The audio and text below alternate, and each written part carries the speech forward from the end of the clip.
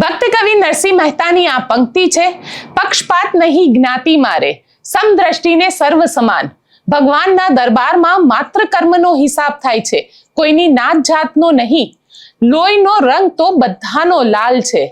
દેશ આઝાદીના 80 વર્ષ મનાવી રહ્યું છે, પરંતુ અહીંયા સવાલ ઉભો થઈ રહ્યો છે કે શું ખરેખર આપણે આઝાદ થયા છે?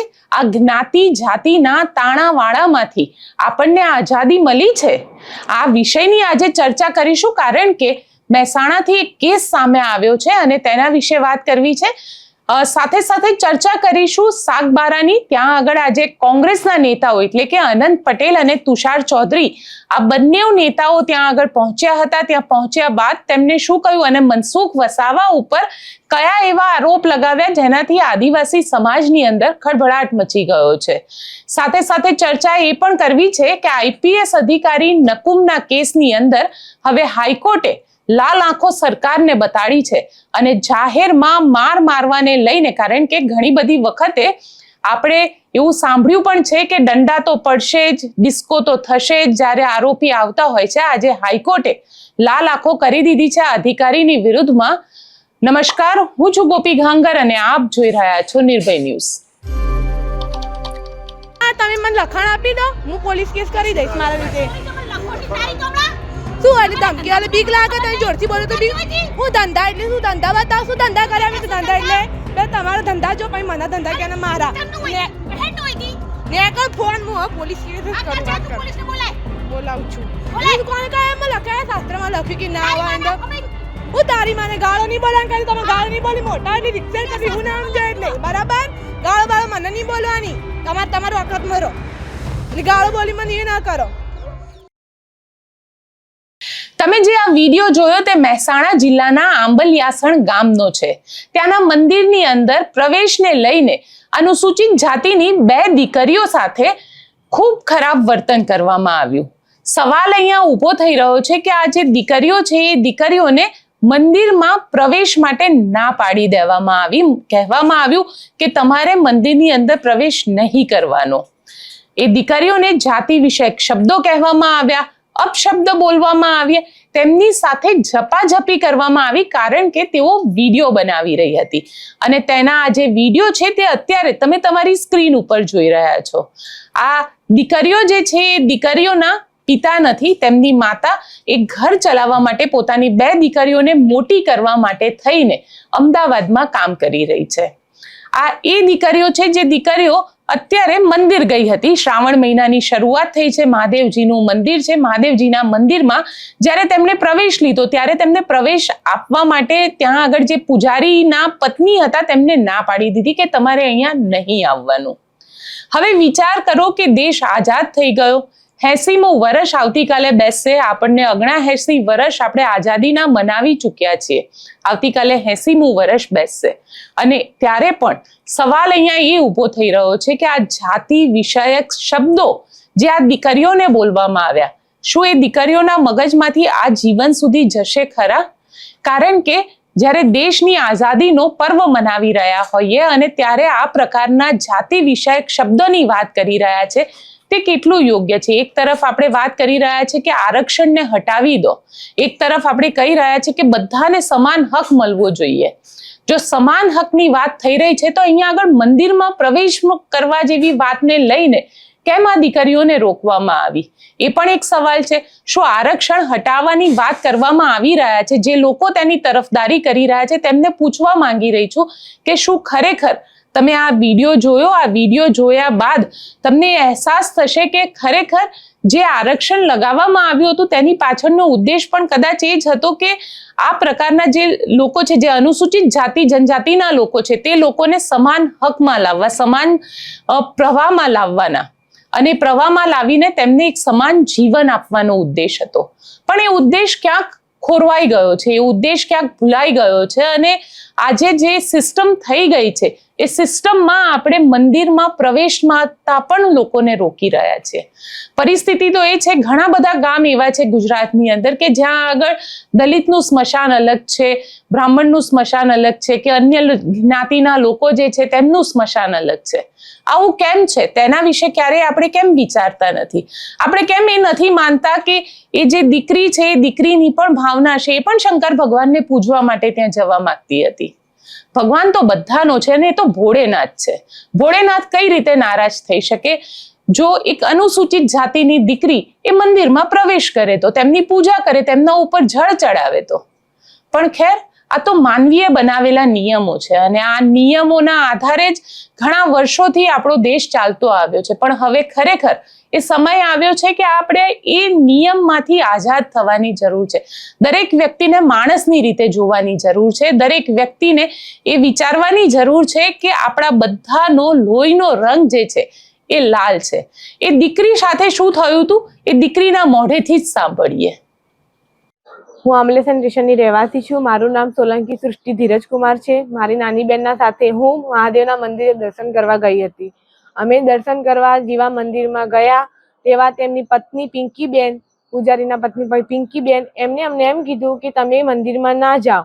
મેં એમ કીધું કેમ ના જઈ શકું? તેમને મને એમ કીધું કે તમે જાતે એસસી કેટેગરીના છો, તમે છો તો તમારે મંદિરમાં ના જવાય. મેં એમને એમ કીધું કેમ ના જઈ શકે? તમે મને એનું પ્રૂફ કરી અને આપો. તો એમને મને એમ કીધું તારે મને આ બધું કહેવાની જરૂર નથી, અમે તને ના પાડી એટલે તારે નહીં આવવાનું અહીંયા અને મંદિરમાં દર્શન તારે નહીં કરવાના. તો મેં એમને થોડું કીધું, મેં કીધું કેમ ના જઈ શકું? તો એ મને ગાળો બોલવા માંડ્યા. મને એમ કીધું કે તું જતી રહે તો તને મારીશ ને એમ તેમ મને ધમકી આપવા માંડ્યા. તો મેં એમનો વિડીયો બનાવવા લાગી. તો વિડીયો બનાવતી હતી તો તેમની નાની છોકરીને ખબર પડી. એ મને એમ કહેવા લાગે પહેલા કે આ બધી અમારી પર્સનલ પ્રોપર્ટી છે, અમારું આ બધું મંદિર અમારું છે, તો તને ના બી આવવા દઈએ. તો તું કહેવા વાળી કોણ છે અમને અંદર આવવા માટેની એમ? તો મેં એમને એમ કીધું કે કેમ ના આવી શકું? તો એમને ખબર પડી કે હું વિડીયો બનાવું છું.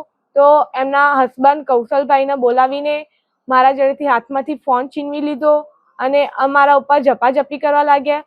બંને હસબન્ડ વાઈફ મળીને મારા ઉપર તૂટી પડ્યા અને મને મારવા લાગ્યા. મને અહીંયા નખ વગાડે છે, મને એકદમથી દબાઈ નાખી, મારો ફોન છીનવીને લઈ ગયા. તો મારી નાની બેન મારા જોડે આવીને મને છોડાવવા લાગી. તો તેનો હસબન્ડ મારી નાની બેનને લઈ જઈને ગળચી દબાવી અને એને પછાડીને દિવાલમાં પછાડી અને એને માથામાં ઈજા થઈ છે. પછી એમના પત્ની ખુદ મારી બેનને મારવા લાગ્યા. એમના ઘરવાળા મને ફરીથી મારા ઉપર ઝપાઝપી કરવા લાગ્યા. પછી અમને ધમકી આપવા લાગ્યા કે જો તમે આગળ જઈને ફરિયાદ કરશો તો અમે તને મારી નાખીશું અને જો તું એસસી કેટેગરીની છે, તું કશું કરી નહીં શકત અને ગામમાં રહેવા નહીં દઈએ અને એમ કહેવા લાગ્યા. અને મારા મા બાપ નથી, મારી મમ્મી અમદાવાદ કમાવા માટે બહાર ગયેલી છે. હું અને મારી નાની બેન મારા દાદા સાથે રહું છું, મારા પિતા નથી. તો મને એમ કહેવા લાગી તમે લોકો કે ખરાબ કામ કૃત્ય કરો છો, એ રીતે મને ધમકાવા લાગી અને મને દલીલ કરવા લાગી. પછી મેં એમ કીધું તમે મને આ રીતે ના કહી શકો. પછી એના ખુદ એના ઘરવાળો પછી આવીને મને લાપોટ ઝપટ કરવા લાગ્યો અને મને બરાબર શરીરે બે રીતે ટચ કરવા લાગ્યો. મારી નાની બેનને બી આખી દબોચી નાખી, એના ઉપર ચડી બેઠો અને ગરચી દબાવવા લાગ્યો.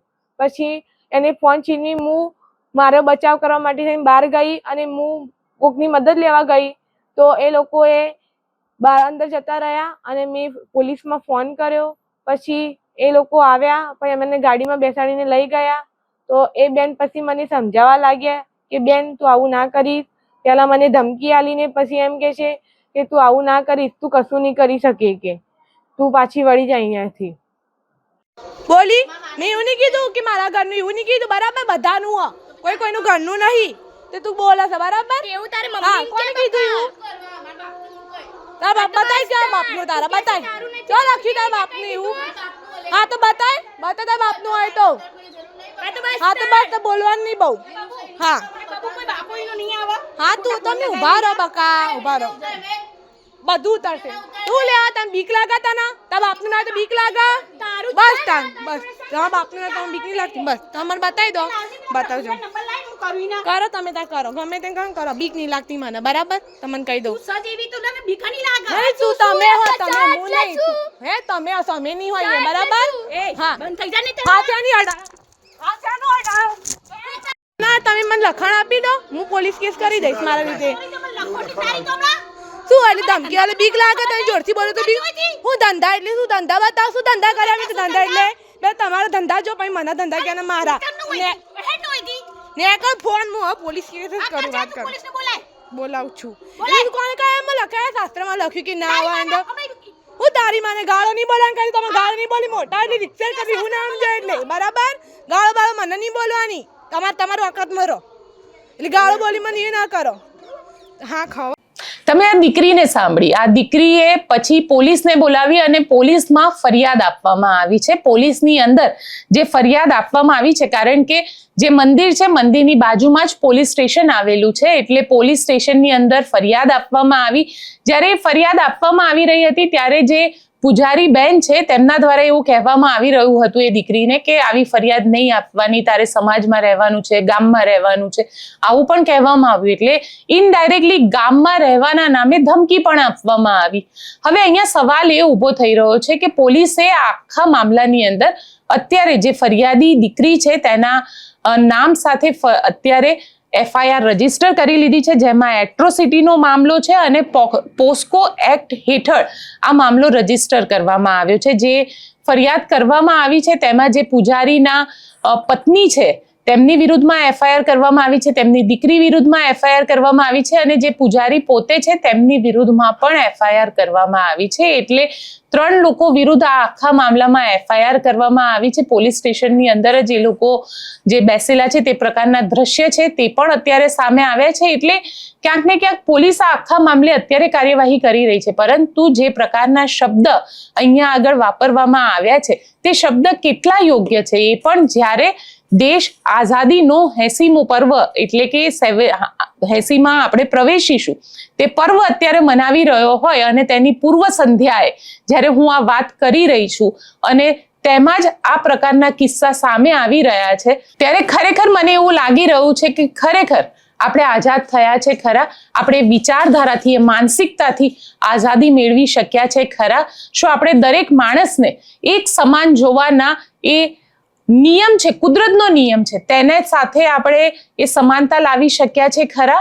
આ બધા જ સવાલો ઊભા થઈ રહ્યા છે, કારણ કે આ પ્રકારના જે કિસ્સા છે આ પહેલી વાર સામે નથી આવ્યા. જ્યારે કોઈ દલિતનો વરઘોડો નીકળતો હોય ત્યારે તેના ઉપર પથ્થરમારો કરવાનો, એને ઘોડી ઉપર નહીં બેસવા દેવાનો, એની મૂછો રાખી હોય તો મૂછોને લઈને સવાલ ઊભો કરવાનો, ત્યારે ખરેખર સવાલ ઊભો થઈ રહ્યો છે કે શું આપણે સમાનતામાં આવ્યા છે ખરા? જ્યારે આપણે આરક્ષણ હટાવવાની વાત કરી રહ્યા છે, પરંતુ સવાલ એ ઊભો થઈ રહ્યો છે કે પહેલા જે લોકો આ પીડિત છે, જે લોકો અનુસૂચિત જાતિ જનજાતિના છે, તેવા લોકોને આપણે સમાન ધારામાં લાવી શક્યા છે ખરા? આપણે એને સ્વીકારી શક્યા છે ખરા?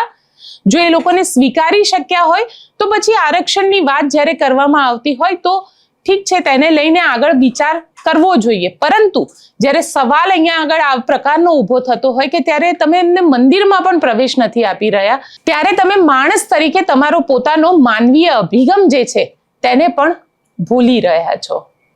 ખેર, હવે વાત કરી લઈએ સાગબારાની, કારણ કે સાગબારાની અંદર છેલ્લા લગભગ 10 દિવસથી જે ખેડૂતો છે આંદોલન કરી રહ્યા છે, જંગલની જમીનમાં ખેતી કરવાની માંગ કરી રહ્યા છે, તે આંદોલનની શરૂઆત જે છે એ મનસુખ વસાવા દ્વારા, દર્શના દેશમુખ દ્વારા કરવામાં આવી હતી. પરંતુ અત્યારે આ ખેડૂતો ત્યાં આગળ બેઠા છે. મનસુખ વસાવા એવું કહી રહ્યા છે કે તેઓ ત્યાં લોકસભામાં હતા એટલે ત્યાં નહોતા આવી શક્યા. દર્શના દેશમુખ છે તે પણ હવે નથી આવતા. પહેલા શરૂઆતના 2 દિવસ ત્યાં દેખાયા હતા, પરંતુ આ આદિવાસીઓના હકની જ્યારે વાત આવતી હોય ત્યારે આ આદિવાસીઓ જે છે તે ત્યાં આગળ પોતાના હક માટે ત્યાં બેઠેલા છે. જે જંગલ ખેડવાની તેમને અનુમતિ નથી મળી રહી, તે ખેડવા માટે થઈ અને ત્યાં આગળ તેઓ આંદોલન કરી રહ્યા છે.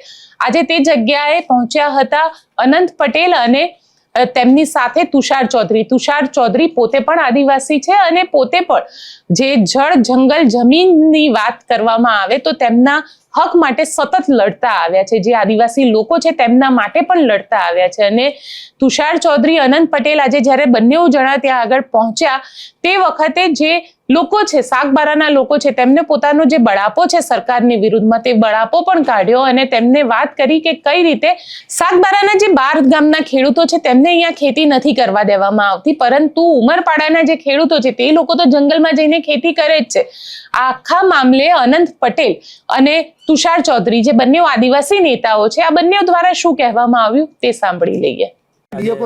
શું વાત થઈ? મારી એસીએફ જોડે વાત થઈ. જ્યારે આગેવાનો આવે છે, વિરોધ પક્ષના નેતા આવે છે, અમે અત્યારે વર્તમાન ધારાસભ્ય છીએ, માજી ધારાસભ્ય છે, જિલ્લાના આગેવાનો જ્યારે આવે છે ત્યારે અહીં કોઈક ને કોઈક જંગલ ખાતાના કર્મચારીઓ આવવું જોઈએ અને અમારા જેવા જવાબદાર વ્યક્તિને બ્રીફ કરવું જોઈએ કે આ ઘટના કઈ રીતે બની અને કઈ રીતે થઈ.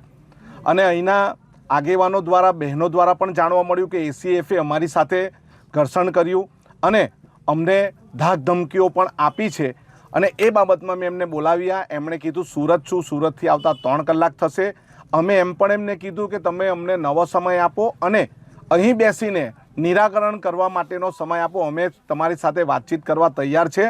અને એમને અત્યારે પણ કીધું છે તમારા કોઈ આગેવાન નજીક હોય તો એમને પણ મોકલો. મતલબ આ સાગબારાના લોકોની સાથે, આદિવાસી સમાજના લોકોની સાથે, આસમાની ખેતી કરતા ખેડૂતોની સાથે અન્યાય થઈ રહ્યો એવું લાગે છે. માત્ર ને માત્ર રાજકીય કાવાદાવા, રાજકીય સ્ટન્ટ માટે અને પોતાની વોટ બેંક સાચવવા માટે અહીંના ખેડૂતોને હેરાન પરેશાન ભારતીય જનતા પાર્ટી કરે છે એવું લાગી રહ્યું છે. ભારતીય જનતા પાર્ટીના જે 2 નેતાઓ છે એ નાટક કરી રહ્યા છે એવું લાગી રહ્યું છે. મારી સરકાર હોય ને મારું નહીં સાંભળતી હોય ને ઉપવાસ પર બેહવું પડે એના કરતાં તમારે ધારાસભ્યને સંસદ પદ જ છોડી દેવું જોઈએ. પોતાની સરકાર છે, પોતાની મા પીરસનાર છે અને છોકરા ભૂખે મરે. એટલે દર્શનાબેને અને મનસુખભાઈ તો રાજકારણ જ છોડી દેવું જોઈએ. તમારું મુખ્યમંત્રીમાં કંઈ ઉગતું નથી, તમારું ઉપર સરકારમાં ઉગતું નથી, તો તમે શા માટે અહીં માત્ર નાટક કરવા માટે અહીં ધરણા પર બેઠા એ મને નવાઈ લાગે છે. Okay, done. ચૈતુતા સહિત બીજા 11 જેટલા ગામડાના ખેડૂતો વર્ષોથી ઉમરપાડા તાલુકાની જંગલની જમીન ખેડતા હતા. એમની સાથે સાથે ઉમરપાડા તાલુકાના લોકો પણ એ જમીન ખેડતા હતા ને એ લોકોની સીમાઓ પણ નક્કી કરી દેવામાં આવેલી હતી ને લગભગ 2025 સુધી એમને આમાં કોઈ વાંધો આવ્યો નહોતો. પણ 2025 પછી અચાનક જ જંગલ ખાતું જાગ્યું ને હવે જે સાગબારાના જે 12 જેટલા ગામના ખેડૂતો છે એને એ લોકો એમાં પ્રવેશ કરવા દેતા નથી, એમને ખેતી કરતા રોકવામાં આવે છે. જ્યારે ઉમરપાડાના જે ખેડૂતો ખેતી કરે છે એને કોઈ રોકટોક કરવામાં આવતી નથી. એટલે મને એવું લાગે છે કારણ કે આ જે 12 ગામના ખેડૂતો એ જે વન અધિકાર અધિનિયમ અંતર્ગત એ લોકો દાવાઓ પણ કર્યા છે, એમના દાવાઓ હજી પેન્ડિંગ છે, એનું કોઈ નિરાકરણ આવ્યું નથી. અને પ્રાઇવેટના વહીવટદારનો એમની પાસે પત્ર પણ છે કે જ્યાં સુધી તમારા હક દાવાઓની અરજીનું નિરાકરણ ના થાય ત્યાં સુધી તમને કોઈ જંગલમાંથી હટાવી નહીં શકશે. પરંતુ રાજકીય દબાણ હેઠળ આમાં 2 જિલ્લાનું રાજકારણ ચાલી રહ્યું છે અને 2 જિલ્લાના રાજકારણમાં ભારતીય જનતા પાર્ટીના આગેવાનો જ છે સામસામે. એટલે એ જિલ્લાના આગેવાનોને બીજા જિલ્લાના માનીતા નથી, એટલે એને હેરાન કેવી રીતે કરવા, એને કેવી રીતે રોકવા? આવું માત્ર 2027ની ચૂંટણીને ધ્યાનમાં રાખીને આ રાજકારણને લીધે આ 12 ગામના લોકો ભોગ બની રહ્યા છે. એટલે અમે એ લોકોને મળવા આવ્યા છે અને આવનારા દિવસોમાં 8, 9, 10 અમારી વિધાનસભાનું પણ 3 દિવસનું સત્ર છે, એમાં પણ આ પ્રશ્ન અમે ઉઠાવીશું અને એ પહેલાં મુખ્યમંત્રી અને વનમંત્રી સુધી પણ કરીશું. કારણ કે આ કોઈ પણ કારણ વગર આ લોકો ખોટી રીતે આ 12 ગામના લોકોને હેરાનગતિ આજે વન વિભાગ દ્વારા કરવામાં આવી રહી છે. ખરેખર વન વિભાગને આવો કોઈ અધિકાર નથી કે કોઈને ખેતી કરતા રોકી શકે કે એ લોકોના ઊભા પાકમાં એ લોકો ખાડો ખોદી શકે, પણ માત્ર ને માત્ર સાગબારાના લોકોને જ હેરાન કરવામાં આવે છે. તો ઉમરપાડાના લોકો પાસે તો સનદ પણ નથી ને એ લોકોએ દાવો પણ કર્યો નથી, તેમ છતાં એને કોઈ રોકટોક કરવામાં આવતી નથી. એટલે આ કૃત્ય વન વિભાગ દ્વારા જે કરવામાં આવ્યું છે માત્ર ને માત્ર રાજકીય દબાણ હેઠળ કરવામાં આવી રહ્યું હોય એવું અમને લાગી રહ્યું છે. ખાસ કરીને આપ કહી રહ્યા છો કે રાજકારણ થઈ રહ્યું છે, તો અહીંયા તો સંસદ મનસુખ વસાવા એક દિવસના ધરણા પર બેઠા હતા, દર્શનાબેન પણ ધારાસભ્ય બેઠા, ભાજપની અમે ભાજપના સાંસદ ધારાસભ્ય બેઠા હતા. તો કયા એવા નેતાઓ છે જે સામસામે આવ્યા છે? પ્રશ્ન આ 2 જિલ્લાનો છે. જે સંઘર્ષ કરી રહ્યા છે નર્મદા જિલ્લાના 12 જેટલા ગામોના આદિવાસીઓ કરી રહ્યા છે, પણ જે સંઘર્ષ એમનો છે એ ઉમરપાડાની જમીનમાં, વન વિભાગની જમીન ઉમરપાડામાં આવેલી છે. એટલે ઉમરપાડાના લોકોને સાચવવા માટે ત્યાંના ધારાસભ્ય આ લોકોને હાંકી કાઢવા તત્પર છે. ત્યારે અહીંના જે ભારતીય જનતા પાર્ટીના ધારાસભ્યો હોય કે સાંસદ હોય એ એવું માને છે કે ના ભલે ઉમરપાડામાં તો ઉમરપાડામાં પણ અમારા જિલ્લાના છે ને તો અમારે એમને અધિકાર ઉમરપાડામાં પણ અપાવો છે. એટલે લડાઈ ખરેખર આ લડાઈ નથી, આ નાટક છે. સરકાર એ લોકોની છે. બંને જિલ્લાના આગેવાનો એક સાથે જઈને વન વિભાગ મુખ્યમંત્રીને મળે, અડધો કલાકમાં નિર્ણય આવી જશે. આમાં કોઈને કઈ ધરણા કરવાની કોઈને જરૂર જ નથી.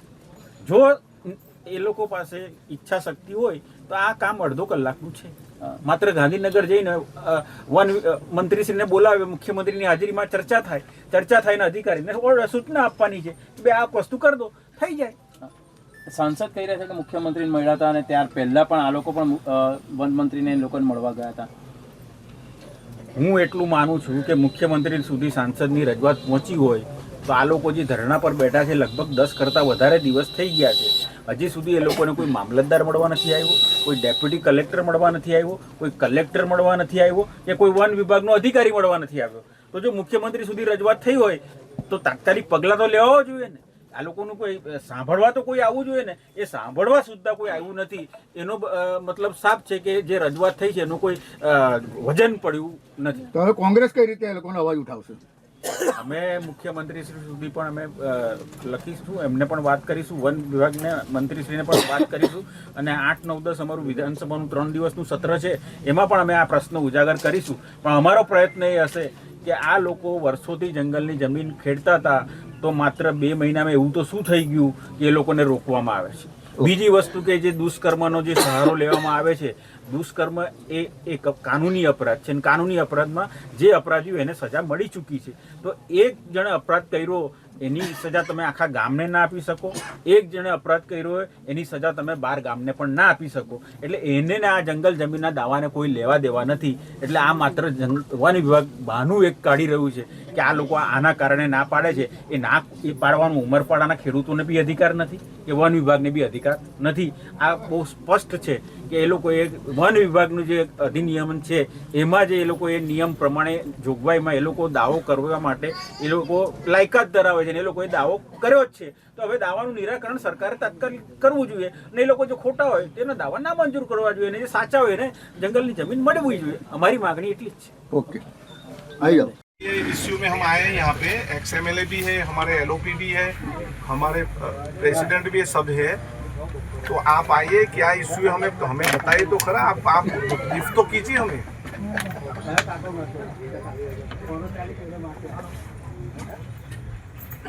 तो ये आपकी रेंज में नहीं आता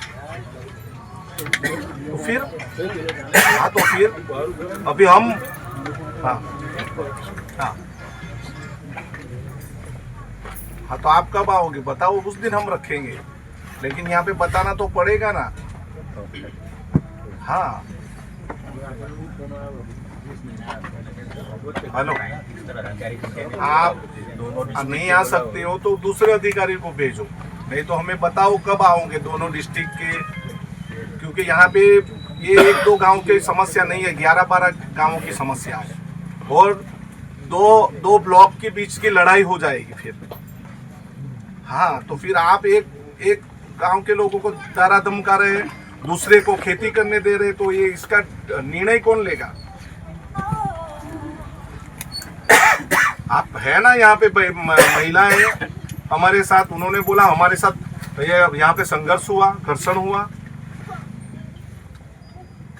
तो वीडियो होगा तो मैं आपको दे दूंगा, बराबर ना. अगर कोई यहाँ पे भेजे और यहाँ पे इतने लोग आए हैं तो फिर हाँ हमारे में कहीं प्रूफ हो तो आप તમે અહીંયા આનંદ પટેલ અને તુષાર ચૌધરીને સાંભળ્યા અને આ બંને નેતાઓ હવે કહી રહ્યા છે, કારણ કે મનસુખ વસાવા ઉપર સીધો આરોપ લગાવી રહ્યા છે. મનસુખ વસાવા જેમને આંદોલનની શરૂઆત તો કરી પણ છેલ્લા લાંબા સમયથી તેઓ અહીંયાથી ગાયબ પણ દેખાઈ રહ્યા છે. કારણ કે જ્યારે તેઓ અત્યારે લોકસભા ચાલી રહી હતી, લોકસભા પૂર્ણ થઈ અને ગઈકાલે લોકસભા પૂરી થઈ ગઈ, પરંતુ આજે પણ તેઓ ત્યાં આગળ જે શાકબારાના ખેડૂતો હતા તે ખેડૂતો માટે આવ્યા ન હતા અને એટલા જ માટે થઈ અને તુષાર ચૌધરી અને અનંત પટેલ, આ બંને જણાએ એ પ્રકારનો આરોપ લગાવ્યો કે જો તમે ખરેખર તમે તો ભારતીય જનતા પાર્ટી સત્તા પક્ષના નેતાઓ છો અને સત્તા પક્ષના નેતા છે તો તમે વન મંત્રી સાથે ચર્ચા કરો, આ બાબતે મુખ્યમંત્રી સાથે ચર્ચા કરો અને આ ખેડૂતોની જે સમસ્યા છે તેનું સમાધાન લાવી દો.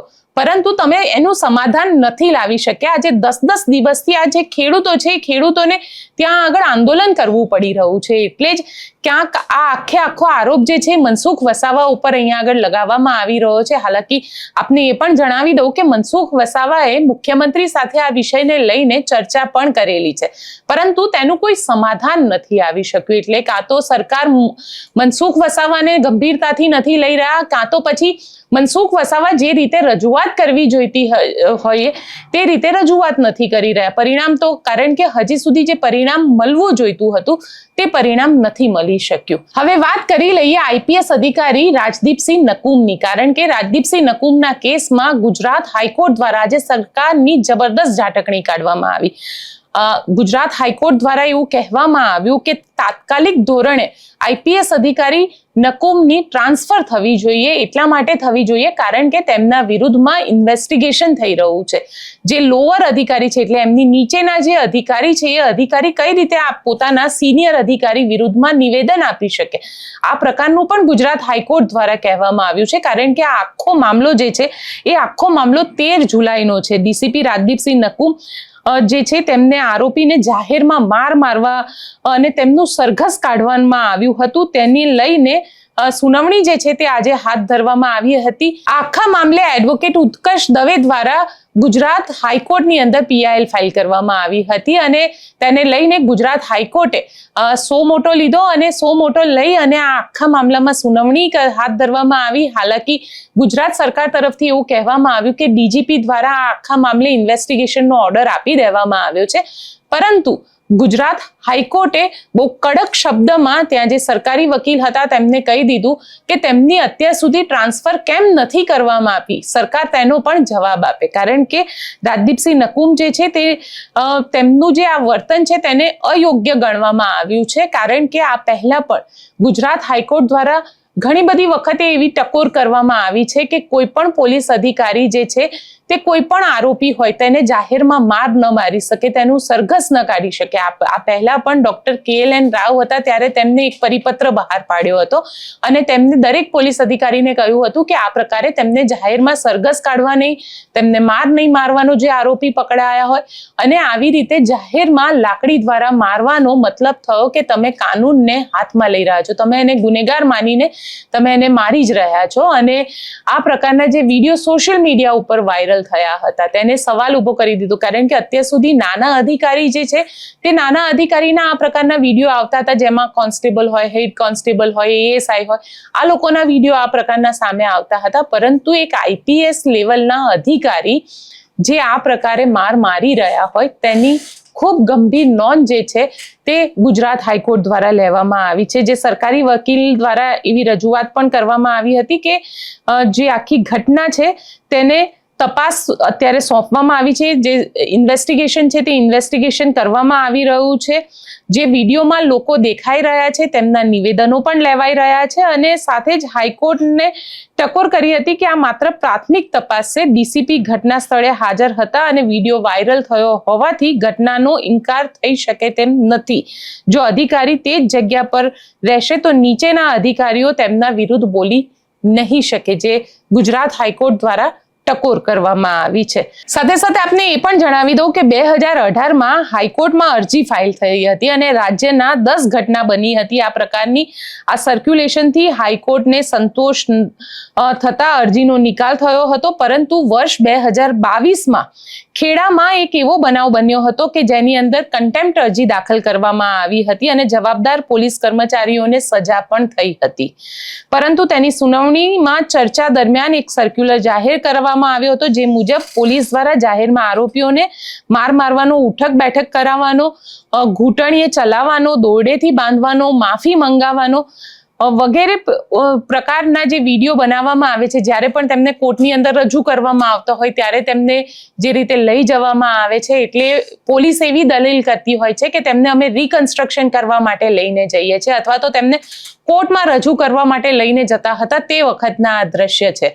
પરંતુ અહીંયા આગળ કોર્ટ દ્વારા સ્પષ્ટ રીતે કહેવામાં આવ્યું છે કે આરોપીની જાહેરમાં પરેડ ન કરી શકાય, સાથે એમનો વરઘોડો પણ ન કાઢી શકાય, જાહેરમાં ઉઠક બેઠક ન કરાવી શકાય, ઘૂંટણીએ ચલાવી ન શકાય, લાત કે લાકડીથી તેમને માર ન મારી શકાય, હાથ જોડાવી, કાન પકડાવી અને માફી પણ ન મંગાવી શકાય, કારણ કે આરોપી સાથે જે પણ ગેરવર્તણૂક કરવામાં આવે છે તે ક્યાંક આરોપીઓનું આત્મસન્માન જળવાય તે પ્રકારનો વ્યવહાર ન ગણી શકાય. એટલે કોર્ટ એવું સતત કહી રહી છે કે જે આરોપી હોય તેનું આત્મસન્માન જળવાય તે પ્રકારનો વ્યવહાર થવો જોઈએ.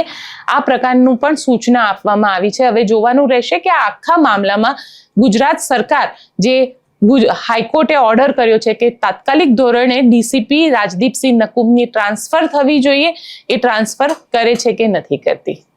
તો આપ આ વિષયને લઈને શું કહેશો, મને કોમેન્ટ બોક્સમાં ચોક્કસથી લખીને જણાવજો. અને જો આપ અમારો આ વિડીયો જોવો છો પણ અમને સબસ્ક્રાઇબ નથી કર્યા તો અમને સબસ્ક્રાઇબ કરો, લાઇક કરો અને અમારી ચેનલને શેર કરો.